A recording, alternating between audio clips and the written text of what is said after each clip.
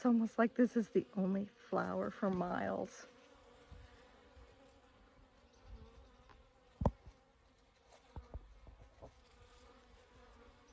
But it's not. Got another one in the back there. Just not as, this one must have a lot more pollen going on right now. They're kind of fighting over it.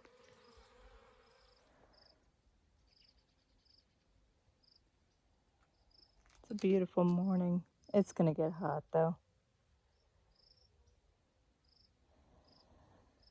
So far, this is, which one is this? This is the salvia. Which one was it? Coral nymph salvia. That one made it, but I have quite a few losses out here in the garden. Things are not looking good. That salvia, it looks like it might be coming back from the base. I don't know why. It dried up, and so did those.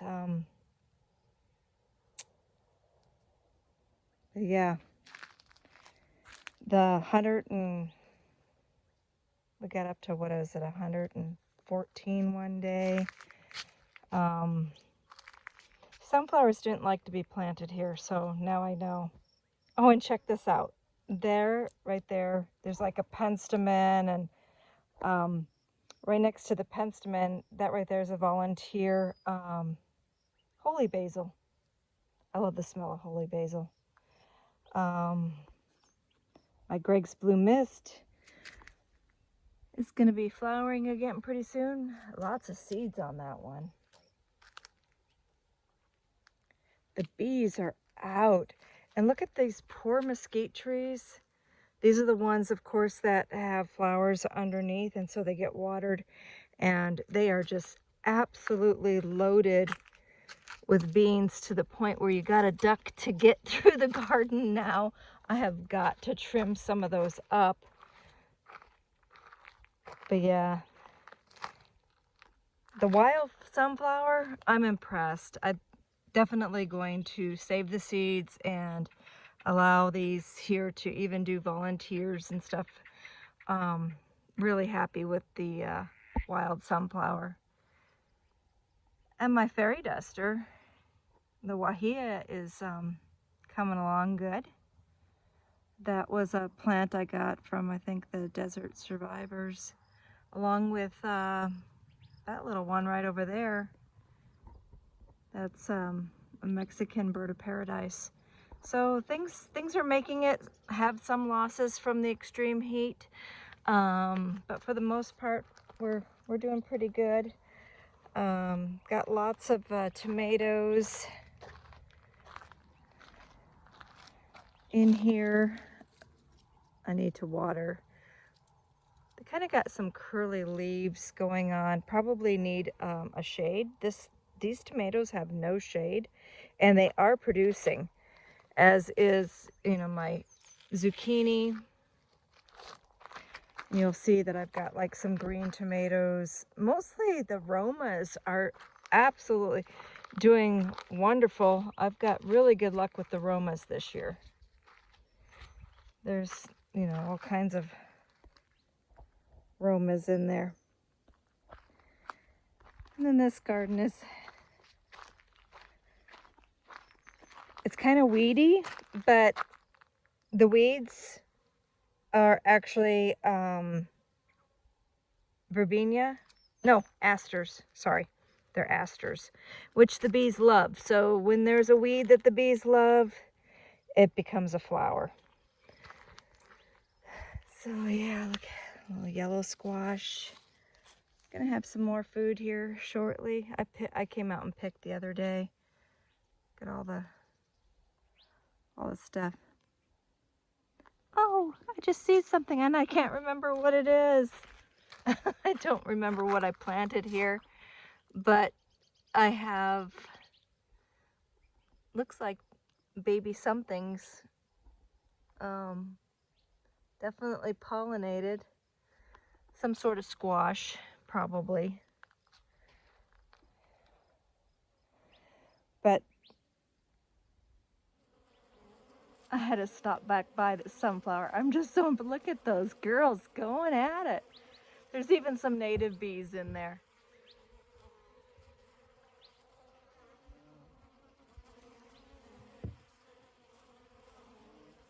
When I first come out, I saw a tarantula wasp working on them too. And there's a bee assassin in here too. I just saw it. Oh, I hate those things.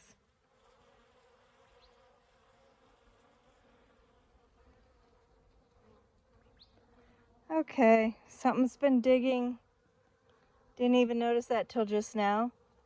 Probably a skunk. Oh, they better not be eating my artichokes. I got the sunchokes or Jerusalem artichokes in here. Oh, they better not be touching them. I got to go visit Cheryl's yesterday, and oh, her garden is doing fabulous. She's got some really good shade structures up. She has more problems with predators than I do because I have a great army of cats. My cats do their job. Not necessarily, I don't see a lot of dead animals. I mean, they don't kill a lot, but they do help deter a lot of the problems. Something that I don't see that a lot of people complain about is the ground squirrels. I don't have the ground squirrels like a lot of people do. And so take a peek at Cheryl's garden and you can see how she put up a lot of shade and fortified her garden by surrounding it with all kinds of things to protect it from the birds, the ground squirrels, the deer, and the javelina. Okay, I'm so jealous. This is Monica and I'm here visiting a friend of mine, Cheryl, in her garden. And look at that baby cantaloupe. Oh, her garden is absolutely stunning. We got roselle, hibiscus. What all do we have in here? Flowering carrot. We got, this is your a buckwheat. The buckwheat. The buckwheat. Yeah. Eggplants galore. And then we were just making notes about where are all the jelly melon. We're like, holy cow! Look at this. Look at this jelly melon. Oh, another one up here. They're all over the place. Okay, Cheryl's got a green thumb. They are looking fabulous. So Cheryl's got a really nice soaker hose drip system going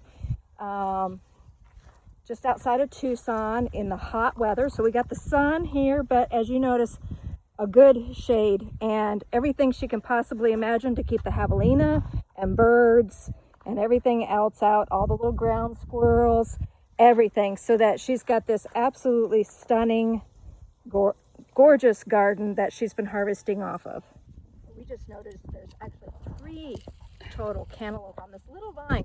This little vine's going crazy. And the only fertilizer that we was what? Horse manure, you said? Well, horse manure, and I am using the Tony's Magic Mix. Ah, Tony's. Tony's. Tony's, yes. Yes. Thank you, Tony. Thank you, Tony. Look up. I'm having, of course, a snack. Ginger. Oh, look up. We got ginger growing here in southern Arizona, and turmeric. Little turmeric jumped up over there. Mm-hmm. We've got another one popped up right there. And there. Wow. Oh, another buckwheat.